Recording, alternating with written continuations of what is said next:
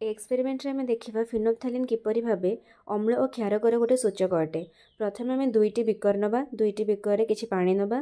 प्रथम beaker acid बा अम्ल पकाइबा। एठारे हाइड्रोक्लोरिक एसिड निया जायछि जाको ड्रपर माध्यम रे बिकर रे पका जायछि। सेकेंड पई आम नवा बेस बा क्षारक। एठारे सोडियम हाइड्रोक्साइड निया जायछि। सोडियम हाइड्रोक्साइड फ्लेक्स को सेकेंड बिकर रे पकाए किछि मुहूर्त जाए घांटिबाको पड़िबो जेमिति संपूर्ण भाव में मिसी जिवो एवं गोटे सॉल्यूशन तैयार हो पारिबो। तापर आम पकाइबा फिनोल्फथालीन। फिनोल्फथालीन को बॉटल रे देखिले पूरा पिंक देखा जिवो, किंतु जेहेतु बहुत डाइल्यूटेड सेथिपाई ड्रपर रे नेले कलरलेस देखा जिवो, कोनोसी रंग देखा जिवो नाही।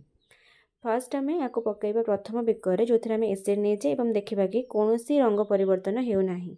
जेतेबेले आम याको बेस बा क्षारक नेउथबा बिकर रे पकाइबा आम देखिबा कि यार रंग सांगे सांगे पिंक कलर रे परिणत होउछि। एथिर आम जानिले फिनोल्फथालीन पकेइले अम्लर कौनसी रंग परिवर्तन हेबनी एवं क्षारकर पिंक कलर हो जिवो।